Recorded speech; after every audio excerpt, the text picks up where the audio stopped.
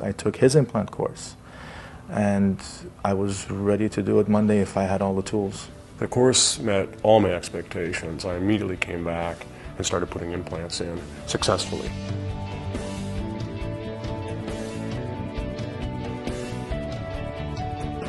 Replacing missing teeth is not a luxury for our patients, it's a necessity. And using minimally invasive implant dentistry really makes sense. In this hands-on workshop, we talk about the literature review, the research on the use of short, narrow, and mini implants.